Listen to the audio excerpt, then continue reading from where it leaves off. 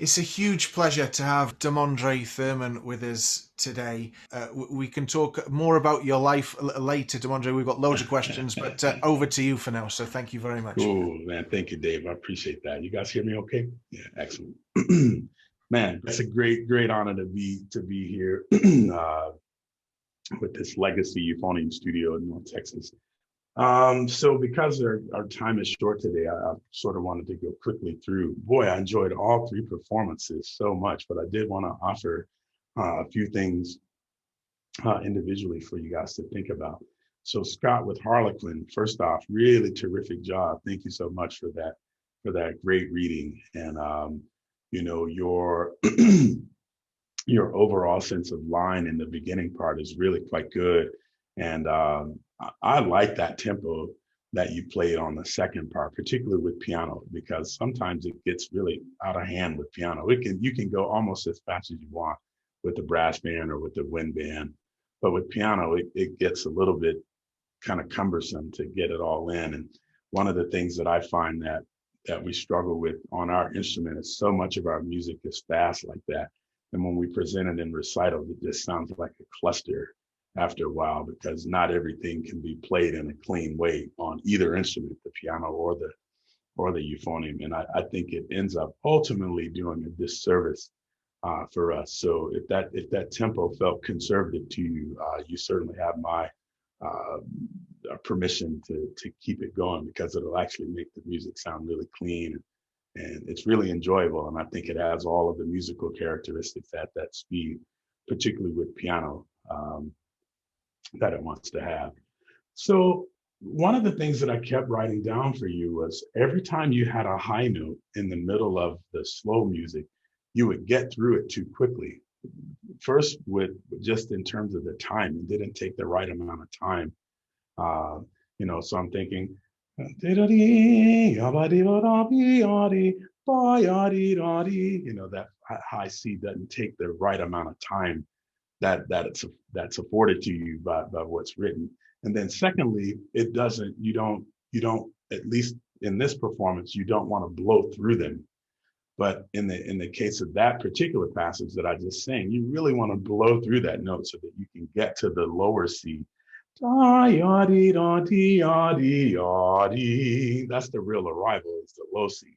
But you got to get through it through the top C, particularly because the B flat is such a long lead.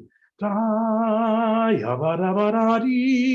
you have to really blow through that note, or we miss the overall, you know, sort of white hot, passionate, you know, moment that is. And that kept happening where you wouldn't blow through the top note. Then the other thing that I was going to suggest to you just really quickly, you might consider checking out your first valve slide. It seems like if it's out, it may be out a little too far, because a lot of times your eighth partial notes that you have to play with the first valve seemed a little bit low. It could be your chops, but it might just be your slide. And so if you're blowing to the bottom of the note, you're going to miss it a lot because you're not able to kind of get to the center of the pitch. And from what I can tell, you have decent ears, but if the instrument wants to play flat, it's going to end up being a bruised note. Does that make sense? Because the instrument wants it to be here, you want it to sit here, and we end up somewhere in the middle. So just something to think about as it relates to tuning. So in general, for me, I like to tune my instruments so that if all else fails, I'm playing sharp rather than playing flat, because I feel like I can pull something down with my chops much better than I can push anything up. So just something to think about relative to pitch in general. But yeah, I really enjoyed your performance, and that's well on its way in terms of that. Just make sure you take care of the tops of the phrases, and I'm not meaning like from a dynamic standpoint, but just when you play high, make sure you're playing through those notes as opposed to playing at them and getting off of them to get to the next note. And that might be a stamina thing that you have to address. So just consider that. Excellent. Simon. So Max with the Simon, yeah, great piece. I hadn't heard that piece in a long time. It's such a charming piece. And I thought you really captured, in truth, all of the charming elements that are found in the piece. You pretty much crushed all of the technical things that are there. The multiple tonguing and those kind of things are really great. If I were going to add one thing to the way that you play this piece, I would tell you to take better care of the notes that are being decorated. So for example, at the end of that, at the end of the first cadenza, right before yada dee dum be, you go up to the high B flat. That F we never actually heard, and then all of a sudden you decorated it, but we didn't hear the note that you're decorating. It's as if you had a Christmas tree that was just full of ornaments, but we can't see any of the greenery. It's like, well, that's kind of cool, but I'm not sure what I'm looking at. I still want to see the tree. And so when you get to that, I want to hear the F because that's the note that's being decorated. Does that make sense? And that happens a couple of other times over the course of the piece where you get to a note that has a or whatever it is, some kind of little melismatic decoration, and I couldn't hear the note that was being decorated. The decoration was great. I mean, you got them from like Tiffany and Company. They were fantastic. But I didn't know what you were decorating. I couldn't tell if they were ears or noses or some other kind of pierced thing. I couldn't tell. And I'd like to be able to know what that is. I can see the decoration and it's gorgeous, but I'd love to know what's being decorated. That way we can appreciate the decoration that much more. Does that make sense? The only other thing that I would consider you or encourage you to work on a little bit is because there's so much rubato and so many things of that nature, and you're doing them all really well. Sometimes the ensemble wasn't great because I didn't think you led the interpretation of your thing very well, meaning it was hard for the pianist to follow you. Just at times, I'm being really super critical. And so what that ends up coming down to is basically your conducting vocabulary. I think David told me you're a junior in school, so maybe you've had conducting already, or if you're not, you will. And some of it is like essentially where you leave your horn in relation to the thing that you're about to do. So if you want to have a if it's here, the pianist won't play at all. But if it's here, they may try to anticipate where you play. And that's what happened a couple of times. She beat you to the downbeat a couple of times. So then you can actually give that cue in a better way. And that's not something that we learn, by osmosis. I think that's something that we have to practice. And a lot of times I tell my students that that's where my chamber music, ability, you guys were watching the benediction thing, you saw how much sort of leading and that I was doing there because there's all those half notes and things going on. I feel like that's a really important part of our solo playing too, particularly if you're playing cue pieces that have a lot of tempo changes. You have to get your conducting vocabulary together. So that would be something else I would encourage you to check out. But terrific job. Brandon on the Kevin Day, man. Nice to hear that piece again. It's such a wild piece. Oh my God. Just gives me nightmares. I didn't think I was going to be able to learn it. I literally kind of texted Kevin in a panic about, this was maybe 3 weeks before the premiere, and I still couldn't play the first movement. I still couldn't play it. I mean, like, and I'd been trying to shed it, for a few months. I just couldn't. I couldn't do it. And so some of the things I discovered, Brandon, I'm going to offer you. One of the reasons that I was having trouble was because I was trying to play so many notes on a breath. And what I found is that as I kept working on it, I just couldn't get a good enough breath at times to play the rest of that phrase or whatever the case might be. So what I started doing was taking every breath that I could take. So for instance, so I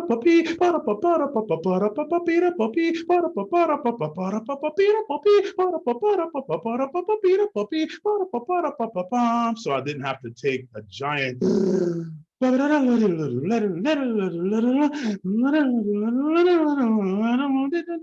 because that phrase is so long. So if I get there only on about half of the air that I have, then I'm going to be hosed by the time I get to, up to the high F or whatever. I'm going to be hosed by the time I get there. So I took every meaningful breath that I could take leading up to that really long phrase. And that allowed me to get there with some kind of air cushion, if you will, that allowed me to propel myself through the rest of the passage. The other thing that I did in my preparation of this, Brandon, is I played slowly for so long. I'm talking because the pitches are so cumbersome, and they don't all, like, one of the problems I have with it is that the note choice, like, F sharp versus G flat, some I didn't agree with. And so when I looked at the music, it didn't look quite like I wanted to see it. So I would miss a lot of things just because I wasn't, like, I wanted to read the note a different way, like a different enharmonic spelling.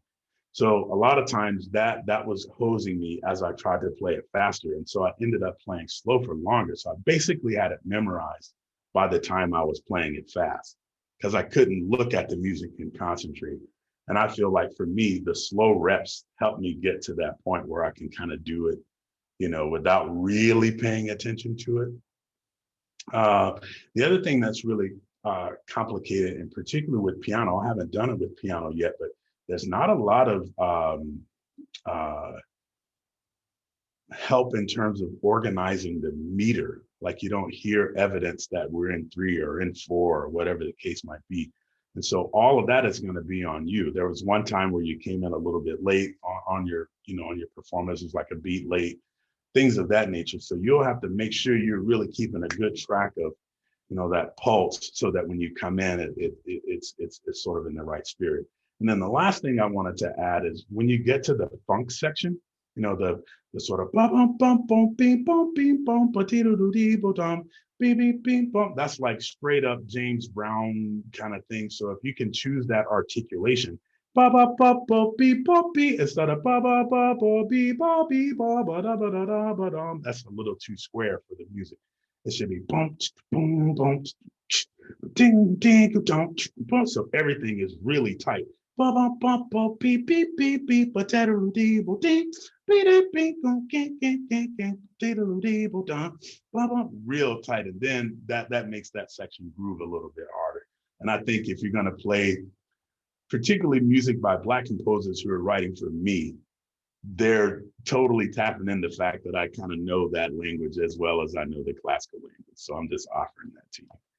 All right, cool. Greg, congratulations, man. Great job. Dave, that's what I have. Well, that was inspirational. Really, really great advice. So thank you very much for that. We really appreciate it. Thank you. So I've got some questions here for you from the studio. I'm going to start with one of my own, though. First of all, I'm curious to know, how did you get into music? How did it start, and why the euphonium? Yeah, I'll go brief on that story. So I started band in 7th grade, so I was 12 years old, and I really wanted to be a drummer. You can probably tell by kind of how I sing, inflections and all of that stuff. I really wanted to be a drummer, but we grew up in an apartment. I grew up in an apartment, eight buildings and 8 units in the building. And so drumming wasn't going to be a thing I could do. We lived on the top floor, and that wasn't going to be good. And so I wanted to play tuba after that. And the band director told me that they had like 9, 7th grade tuba players. So I don't think he wanted that. So I tried a bunch of things, and he actually chose the euphonium for me. He said, here's this instrument. It was a Conn bell front, really ugly, kind of beat up green thing. But he said, play it, here's what you do, taught me how to make a buzz. And man, I fell in love with the sound of the instrument right away. Like, it just had such a beautiful, thick, warm sound. And I was just really kind of drawn to it. The rappers that I liked back then all had heavy voices. I liked, DMC from Run DMC, who had the heavy voice. I liked Eric B. Rakim, had a really heavy voice from Eric B. and Rakim. So the euphonium sort of resonated with the timbre of sound that I liked. And I just kind of went from there. I just did grade school band all the way through, thinking I would be an engineer. That's what I wanted to do in my life. And then I got hit by the music bug my senior year. I just couldn't imagine my life without it. So I chose that route almost on a dime. It just changed it. Oh, that's amazing. And so we all know about your incredible playing, but at what point did you, this is a question from Chris Martinez, at what point in your life did you realize you wanted to be a music educator? Yeah, that's a great question. I've been teaching since I was in high school.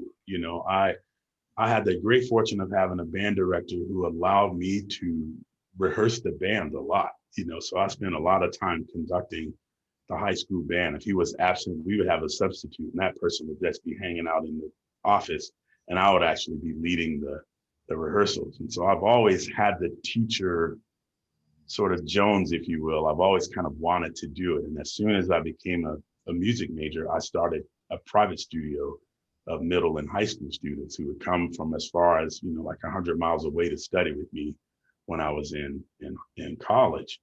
And, but, I was told that, the premier job was to try to be in the military band, as a euphonium player. And so I auditioned for the Marine band my senior year. And, I made it to the finals and then stepped on the scale. And they were like,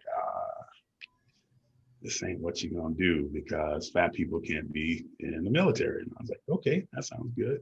And at that point, that's when I decided that a life in teaching college music would be the way I wanted to go. I knew I didn't want to be a middle school or high school band director because I was such a bad band kid. I mean, I had all the gifts, I got a lot of that stuff, but I was that kid that would wrestle in the, closet where the instruments were and, gambling, playing dice or whatever. Like, I was that kid, and that, I got my paddlings back in the days of corporal punishment in band class. So I didn't want to, I'm not a good disciplinarian. So I didn't want to be the person that had to, do that to a bunch of kids who were just trying to have a good time. So that's where the college thing sort of led me there. Great. So Thomas and Stephanie want to know, how do you enjoy and how do you balance teaching at both IU and Sanford? Yeah, it's great. It's basically like having 2 very separate jobs, but I do the same thing.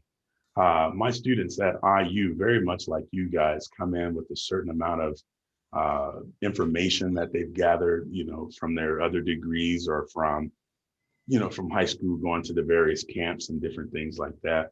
Whereas a lot of my Sanford students come in with no real, knowledge in that same way. And so they're as green as I was coming into college. So it's like getting them up to speed.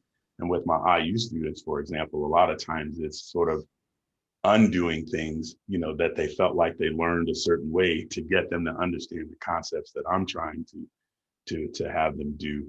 And as far as balancing it, I'm fortunate enough to have a job here at IU that only wants me to have, 10 euphonium students maximum, because that fills our ensemble grid the way that we conceive of it now. And then half my load is dedicated to brass chamber music and brass conducted ensembles, so the brass choir and the brass band. And so I can get all of my lessons done in basically a day and a half. And then the rest of my load while I'm on campus is coaching chamber music groups. And then I conduct a brass choir on Sunday nights. And so as far as email and that kind of stuff go, I can do that from anywhere. I mostly do it on the airplane, actually, just connect to the Wi-Fi, and I can do a lot of it there. So the interesting thing about balancing is sort of the family notion, making sure that I spend the quality time that my family needs when they need it. I'm pretty lucky that my kids are pretty autonomous. They can do their own thing. My wife is as busy as I am as a musician. She teaches at the University of Alabama. She's a violinist. So she's as busy with her career as I am with mine. And so when we get together, it's almost like dating. We have a really great time when we do get together because it's intense and, it's focused. And then we do our own thing. My daughter is maybe the most introverted child I know. She draws every day 2 or 3 paintings, and that's what she does. My son is an extrovert, so he's gaming, once he's done with his homework. So we're all cool. So that was the thing that I had to figure out more than it was teaching at both schools. Like, for instance, I've only had one student in 4 years audition for both programs. It's like a completely different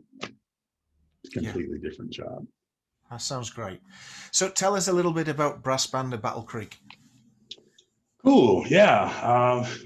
Well, I wish we were doing stuff. That's what I can say first. COVID has really derailed that. But the Brass Band of Battle Creek is cool. I've never played in a traditional, UK style, British brass band, meaning one that, upholds all the traditions and all of that kind of stuff. The Brass Band of Battle Creek is very much a hybrid of that. We have just enough Brits, in the group to give us some authenticity, but, the guys and gals who play in that group are very rangy musicians. We can all do the symphonic thing. We can all do the British brass band thing, as we've learned, and we really swing hard. Like, everybody can play jazz. And so that gives the group a completely different dynamic than what a traditional British brass band might have. So, the guys will have their cornets, but they're picking up trumpets at some point because we need that sound on some of the repertoire that we're playing. But in truth, it's basically just a gas. Everybody can play their part. We're having a good time. It's a big networking kind of thing. Most of us go because of the family type atmosphere that we've created there. Because most of us are having to scramble to get there and play because we're there for a long time. For a college teacher like me to be gone for 5 days, that's a lot of makeup lessons to have, when you got 2 schools and, decent sized studios at both schools, that's a lot of extra work that you have to do. But we love to hang. The music, in the past has been really, really great. I wish we did more of the test style pieces. That was the thing that made me interested in joining in the early days, as we were playing those super hard, sick test pieces that made you play harder stuff than you ever had. And now it's turned into more of an entertainment type ensemble where we're doing a lot of arrangements of things that might move the needle for an audience, as opposed to thinking about the integrity of the player. So it's changed, in the 20 years that I've been involved with it, but it's still just an amazing atmosphere because of the people who are in it. And so another ensemble, we saw you playing in the intro there with sort of Voce, and Tommy is asking, how did the quartet begin, and did you envisage it was going to be so big? We started as students. We were all at the University of Wisconsin, doing various degrees. When I got there, the original members of the group all had been there at least 1 year. Mike Forbes was finishing up his first year of his master's in theory and tuba. The original first tuba player was a guy by the name of Ben Kirby, who teaches at the University of Minnesota. He was a doctoral student. And then Patrick Schultz was the other euphonium player. You guys may know some of his compositions. He's teaching at Redondo Beach Community College in California. they were all there. And so when I got there, basically John was like, okay, this is the quartet that I was telling you about, including you. And so we signed up for credit, like what you guys are having to do, and, have fun playing together. We played gigs on the street, to sort of make money over the weekend, to like, populate our fridge with steak and beer. And, we did like what every kid kind of group does. And then we got pretty serious about competing. We started trying to do the Fishoff Chamber Music Competition, the Coleman Chamber Music Competition, Young Arts, Concert Artist Guild, I should say, in New York, and had some success with those. We got into all of the ones we tried, meaning we got to go there, show up and play. We never made it to the finals of any of those, what we call legit, chamber music competitions, but we made enough noise to make ourselves think, well, maybe we should, give this a go. And then the summer of 1998, we won a competition at the Colonial Tuba Euphonium Institute. It's an old festival that only happened a couple of times. I think it maybe happened 3 times. But winning that prize allowed us to play at the Army Tuba Euphonium Conference in 1999. And we premiered Consequences there, and the community went apeshit. They went nuts. And so that said, all right, that's what we needed to know, that we need to keep going. And at this point, we were all over the place. We had left school, and, we were all in our various lives, and we were like, okay, we like each other enough to make this work. And the community seems to really vibe what we're doing. Let's make a worthwhile investment to stay together. So we literally sold $1,000 each to get our first CD made. And the rest is history. That's brilliant. Absolutely brilliant. And Finley is asking, so what's your favorite kind of ensemble to play in? My favorite type of ensemble to play in is the symphony orchestra. And it's because of the amount of colors and what that repertoire is. That's my favorite music, is symphony orchestra music. But my favorite group to play in is the Sotto Voce Quartet, and it's because I love those guys so much. We have such a great time together.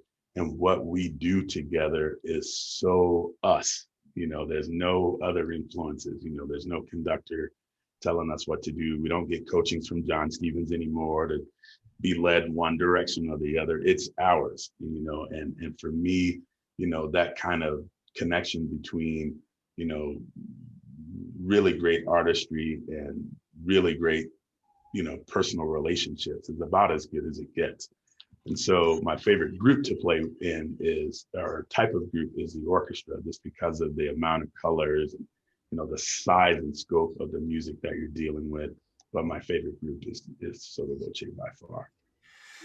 And so not everyone will know that you did your DMA as a trombonist, actually, didn't you? That's and right. Now you're, read the other day, you're a Shires artist for trombones. So can you tell us a little bit about that, and how you Blake's asking actually how you balance your time doubling between the euphonium and the trombone? Sure, that's a really great question. So again, I got lucky and got my first teaching job in 1998, right out of my master's degree.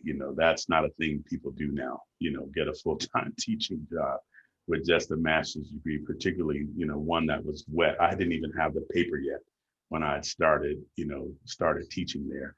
And the next job that I got a sniff at was the Eastman School of Music job that Mark Kellogg currently has. It was his job, but they basically made it a full-time tenure track position. And I applied for it, interviewed for it, didn't get it. Mark got it. And I applied for 7 or 8 jobs after that, and not a phone interview, nothing, and it was just like, man, what the hell? And I finally got a call from Jerry Young, who at the time was teaching at University of Wisconsin, Eau Claire. I'd applied for their trombone euphonium position. He was like, Demondrae, we love your stuff, we love your playing, but we can't hire you without a doctorate, and no one's going to hire you without a doctorate. So in the time that I got my job to about 4 years later, all of a sudden you couldn't get a job without a doctorate. And what he explained was that universities wanted a certain kind of visible credibility as websites became the way that people, learned about schools. So if you're at a school like Wisconsin Eau Claire, you can say, 90% of our music faculty have a PhD or have a doctorate. It's like, ooh, parents are like, wow, that's pretty impressive. And so what I had to sort out at that time, Blake, was if I get another euphonium degree, is that going to help me get another job? And I wasn't sure it would.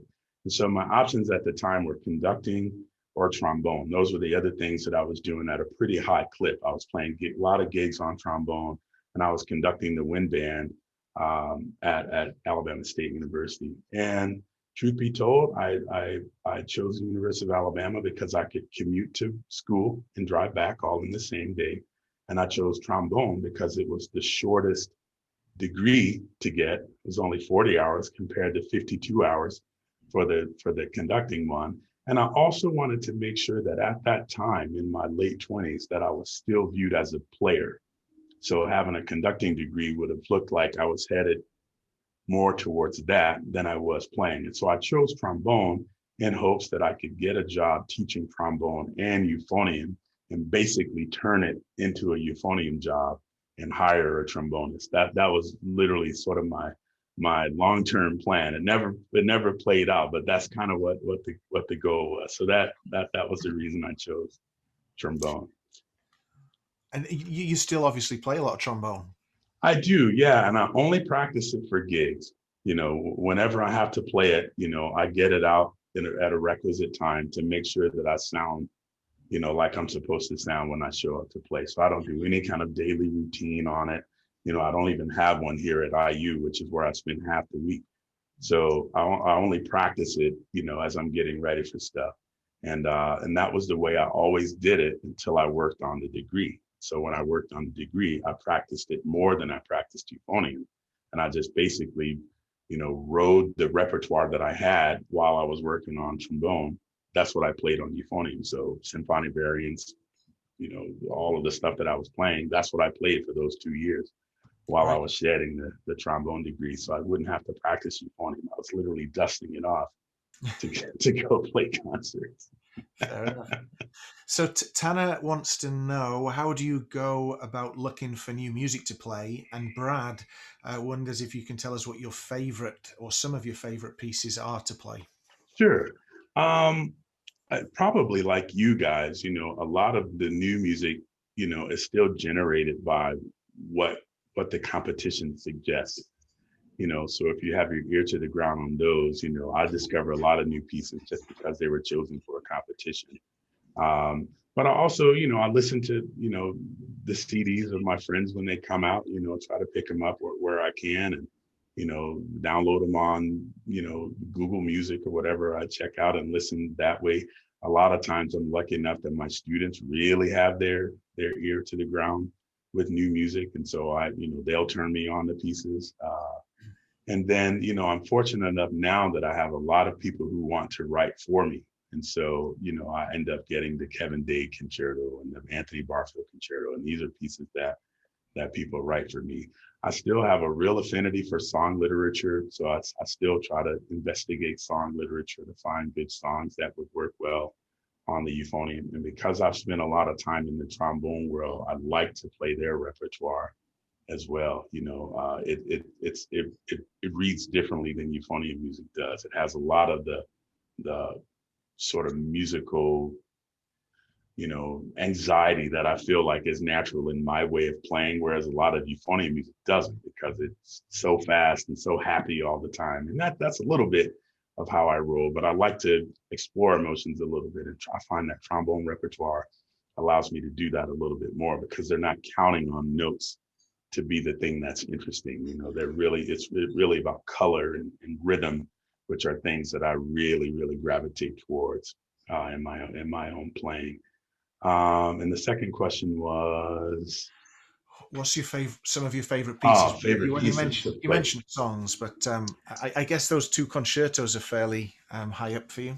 Yeah, especially the Heritage Concerto. That piece is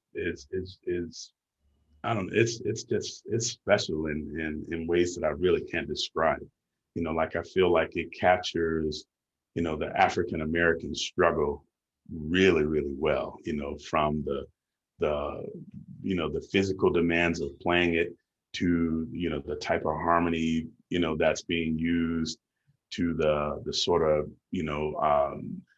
sort of relentlessness of the first movement, bum, bum, bum, bum, bum, bum, bum, bum, that sort of building, that feels like grinding to me, and that's very much an African American male, thing, is to roll up your sleeves and make it happen, because you got to provide a certain way. And I feel like that piece does that. It's kind of a throwback, old school, Black piece, in a way.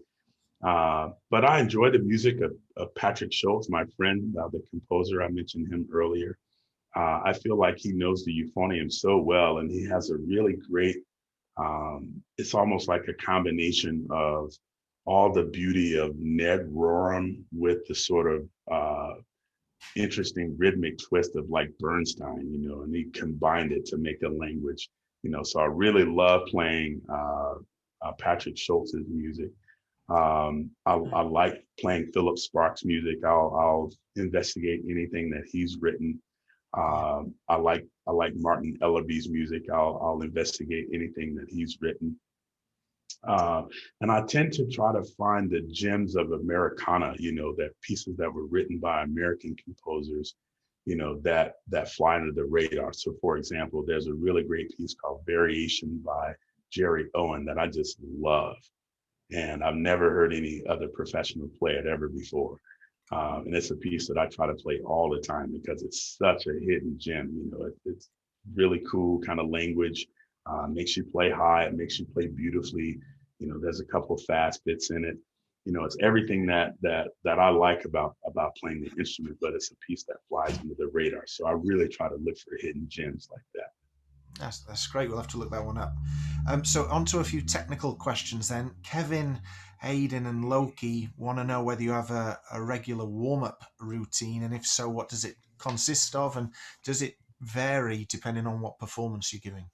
Sure. Yeah, I do have a consistent warm-up routine, but I don't do it consistently. That sounds terrible. The things I value in a warm-up are contained in this document. I really put a high premium on lip slurs and long tones. I think that those are the keys to stamina and endurance, which I feel like are underrated aspects of playing our instrument well. And I put a real high premium on lip slurs versus flexibility studies. I want to be able to manage note to note more than I manage, wild intervals, because if you think about it, you look at any piece of music, for the most part, the largest interval you'll see is like a third or a fourth. And then you'll get that one or two, maybe three instances on a whole page of music where you have to play an interval larger than a fourth, So if you can manage things note to note, your accuracy ends up improving, your ears end up improving. You're able to sort of sing better when you play because you're managing note to note a lot. I put a premium on sort of finger dexterity kind of things, just because finger evenness is something that I really pride myself on trying to execute at a high level. So I do, scales and thirds and very basic kind of things, nothing too crazy, but just to make sure that evenness is a part of what I do. And yeah, it does vary. When I'm getting in sotto voce shape is when I do my warm up in full, and it takes about 13 minutes and it's pretty much constant playing. And it's so that, so that I can be in shape for that, which is different than concerto shape, different than recital shape, because it's just balls to the walls, sorry for the language, but just, man, you play and play and play and play and play. So just trying to make sure that I'm ready to do that. So yeah, I do have, it's somewhat scripted, but I don't do it every day. So I'm not going to be that guy that says that.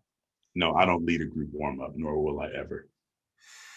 Okay, so this next question, there's three of them, but I'll try and tie them all in together because they're all kind of related. Kyla's wanting to know how you expand your air capacity, and Liam wants to know how you produce such a rich tone on the instrument and any exercises that you might have for that. And Stephen, in relation to tone, wants to know what your technique for vibrato is and when do you apply it? Sure. Yeah, those are great questions, and they definitely all tie together. So I don't do any kind of breathing gym kind of, lung exercises. I just haven't found that they line up with the way that I think about inhaling and exhaling. And so it's not something that I subscribe to, nor something do I advocate, for my students. But what I do is I try to make sure that I'm inhaling as efficiently as I can, meaning as little friction as possible. So I think kind of an O syllable, so that when I, take the breath in, it's, pretty quiet, because it's as open and as efficient as possible. And then when I breathe out, I try to make sure that the air is warm, as if I'm trying to fog the window, like write my name on the window in that like cold day you guys had a couple of weeks ago. I want to make sure that that air is warm coming out, because I feel like from a science perspective, that's the air that moves the fastest. And to me, that fast moving air is what essentially fuels the integrity of my sound.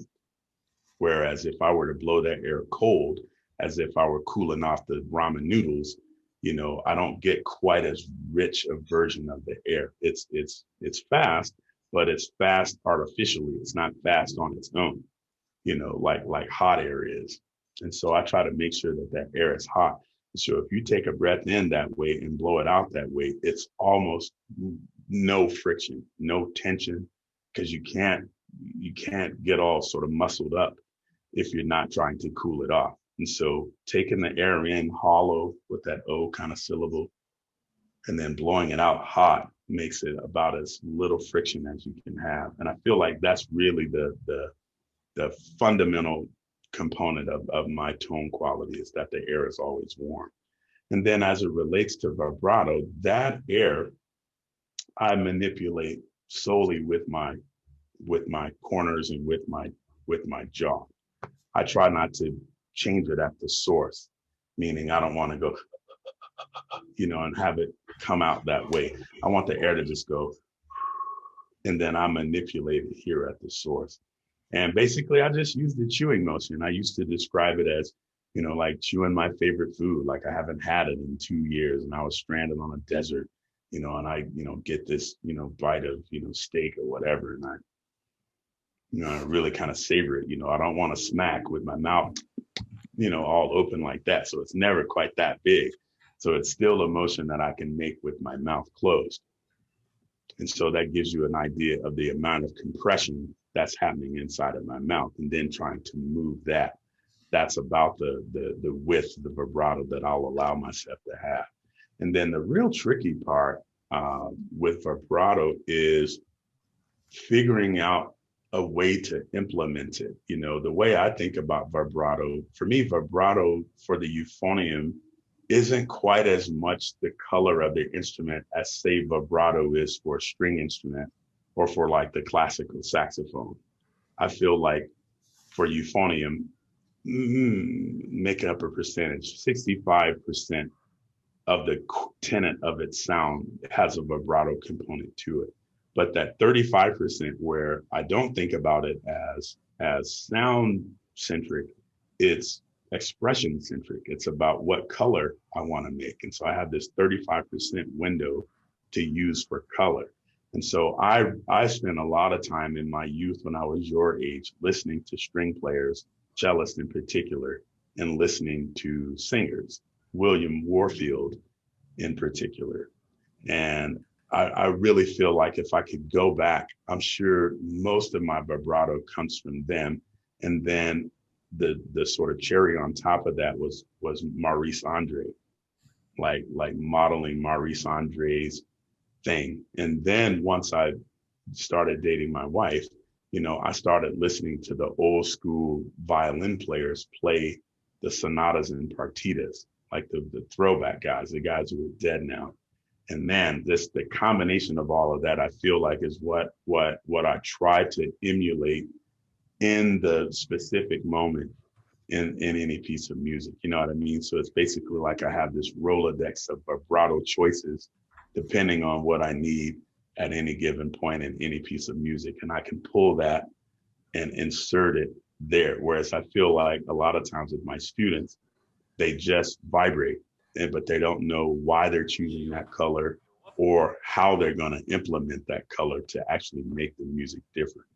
And so I think that takes a long time to develop, but I think it takes a lot of listening to sort that out, because you have to be able to like hear what happened and recognize that you responded to it, and then decide what that emotion was that was the response. You know, was it joy? Was it sadness? Was it, you know, being pissed off? And then you analyze the quality of that vibrato as to why it made you feel like that.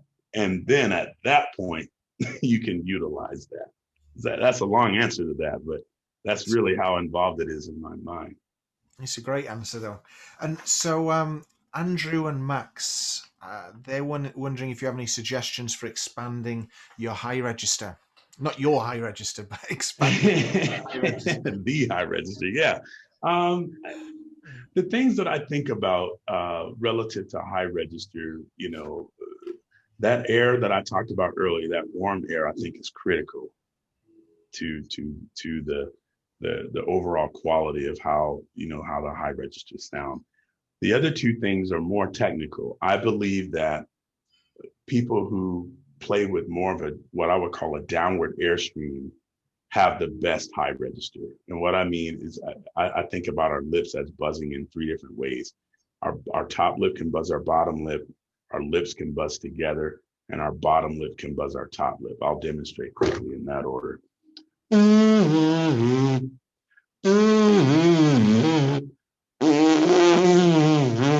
You know, one of them I can do better than the other three. And so the one is the one that's the most efficient, and that's top lip buzzes bottom lip. And so basically the bottom lip serves as an anchor while the top lip is the doer, like it's making things happen. And so that creates the most efficient buzz and the smallest aperture, which ultimately will turn into the highest notes that you can play. And so if you fuel that with really good air, you're in good shape. And then lastly, the mouthpiece has to, what I call, secure the buzzing surface. Like no part of the inner rim can touch any part of your lip that actually is participating in the vibration. Because what happens is that mouthpiece, even resting ever so slightly, I mean like half a millimeter on your lip, will diffuse your buzz. And that turns into the kind of spitty thing that happens when people play high. So everything is cool, touching above and below. Touch my lip, it starts to be diffused. Touch my top lip, it starts to be diffused. So the mouthpiece has to be around the buzzing surface, not on it, around it.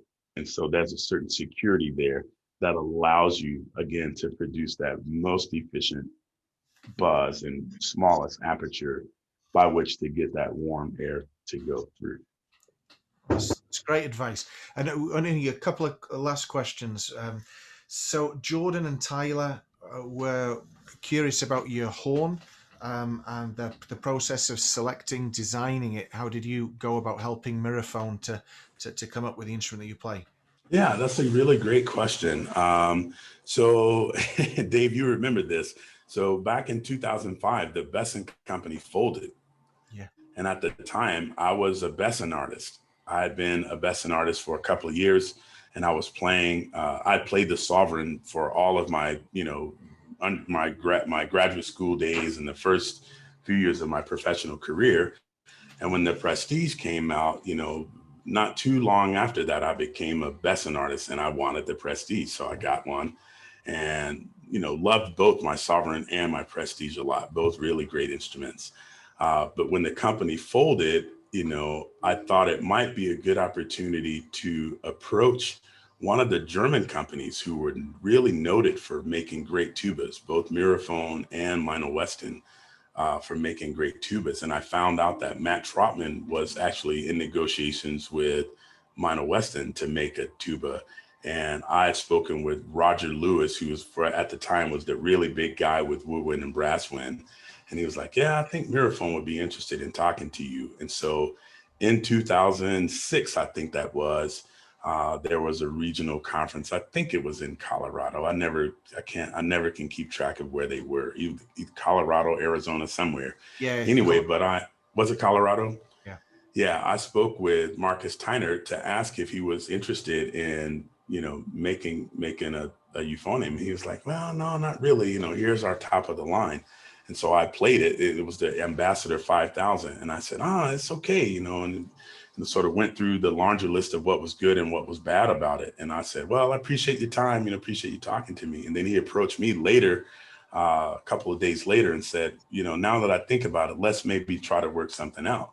And at this time, no one who was a Vested affiliated person had a company. Everybody was shopping around for something different, and so I was like, this is the perfect time to do it. And so, I made a pros and cons list of what I loved about the Prestige and what I loved about the Ambassador 5000. And then I started getting prototypes sent to me based on these things. And every time I would write a long list of pros and a long list of cons.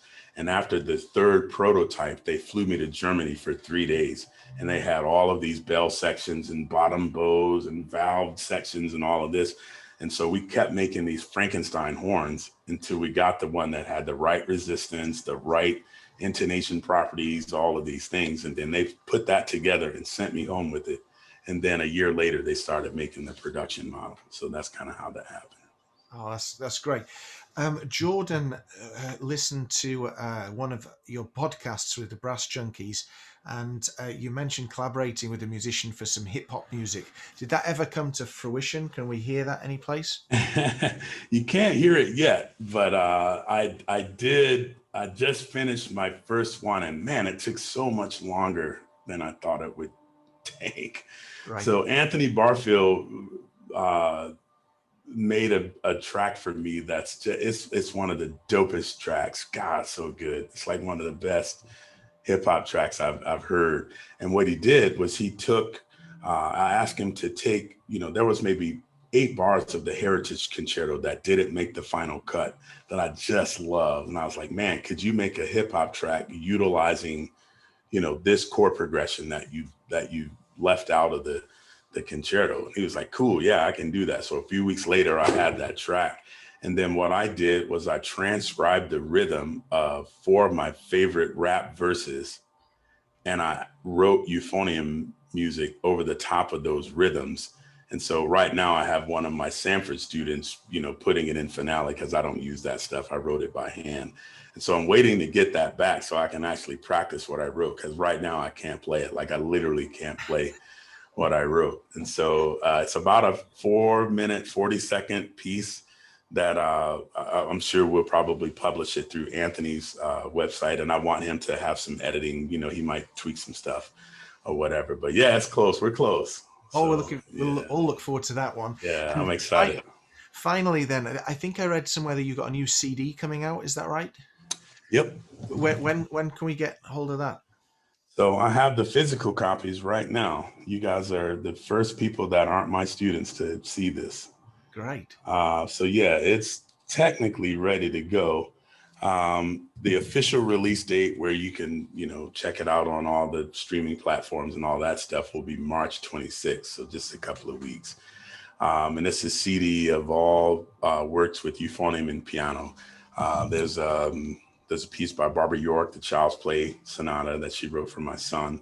That's on there. A piece by my good friend Doug Bristol. It's a 3-movement sonata for euphonium and piano. Anne Almeida, Anne Victorino Almeida. She's a Portuguese composer that I premiered a piece of hers when I was there in 2017. Really cool work, kind of jazz inspired piece. And then Patrick Schultz, Rune Sonata, which I'm just a huge fan of this particular piece. And then Anthony Barfield's Meditation of Sound and Light, which is the piece that really kind of put him on the map as a composer. He originally conceived of it for trumpet and piano, and then did sort of a reduction of it for Joe Alessi, and that's the one that I'm playing. Beautiful. Thank you so much for your time. We've had I don't know about everyone else, but I've thoroughly enjoyed listening to you talk. And we can't thank you enough. We know you're a super busy guy, so thanks for sharing your time and expertise with us. My pleasure. And thank you again for the invitation.